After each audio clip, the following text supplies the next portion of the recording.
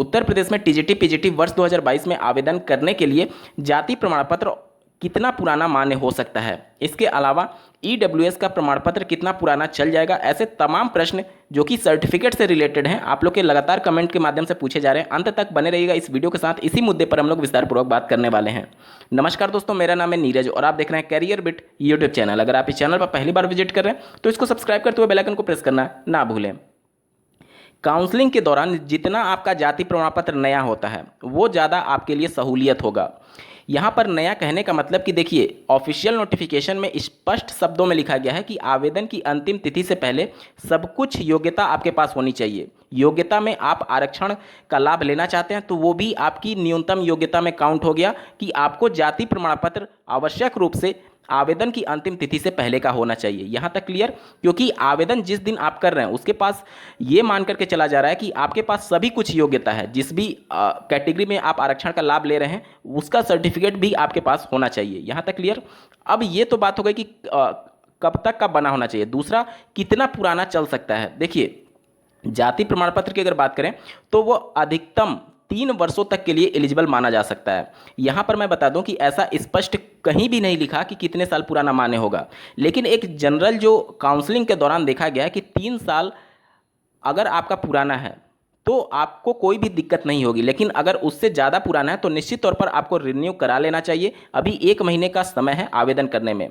आज मैं जब ये वीडियो बना रहा हूँ तो आज से लगभग 1 महीने का समय है, तो आपके पास काफ़ी समय है। अगर आपका बहुत ज़्यादा पुराना है, 3 साल से भी पुराना है, तो आप उसको रिन्यू करा लीजिए। भविष्य में आपको कोई भी दिक्कत नहीं होगी। बहुत से अभ्यर्थियों के मन में ये डाउट उत्पन्न जरूर हो रहा होगा कि जिस जाति में अभ्यर्थी एक बार जन्म ले चुका है तो उसकी जीवन पर्यंत वहीं जाति रहने वाली है, उसमें बदलाव थोड़ी होगा, तो बार बार रिन्यू कराने की आवश्यकता क्यों पड़ती है। तो यहाँ पर मैं बता दूं कि देखिए, जाति प्रमाण पत्र 2 प्रकार से बनते हैं, एक राज्य स्तर का और एक केंद्र स्तर का। राज्य सरकार और केंद्र सरकार समय समय पर जातियों के आर्थिक रूप से हुए विकास के आधार पर जातियों को किसी पर्टिकुलर कैटेगरी से हटाती है या फिर जोड़ती है। कहने का मतलब कि कोई पिछड़ी जाति है, उसका विकास हो गया है पिछले 10-15 सालों में, तो उसको उस पर्टिकुलर कैटेगरी से हटा करके अनरिजर्व कैटेगरी में भी डाला जा सकता है। या फिर कोई ऐसी जाति है जो कि अभी भी बहुत पिछड़ी है तो उसको पर्टिकुलर किसी आरक्षण के कैटेगरी में डाला जा सकता है।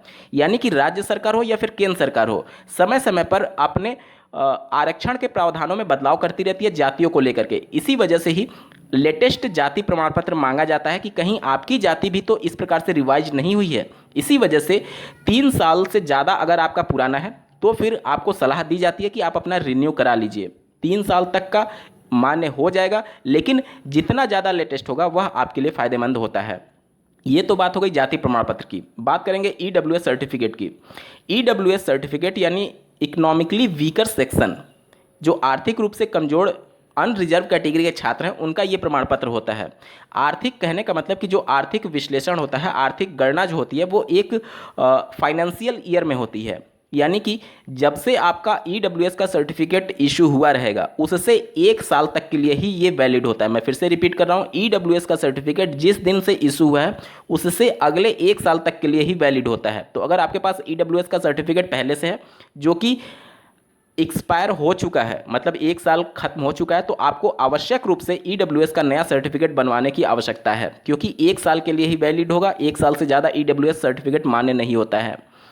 तो आपके पास समय है, 1 महीने का भी समय है। आप चाहें तो ईडब्ल्यूएस का सर्टिफिकेट भी रिन्यू करा सकते हैं। तो अब मुझे लगता है कि सर्टिफिकेट से रिलेटेड जो भी मन में आपकी क्वेरी उत्पन्न हो रही होगी सब कुछ क्लियर हो चुका होगा। इस वीडियो को देखने के लिए आपका बहुत बहुत धन्यवाद। भगवान करे आपका दिन शुभ हो।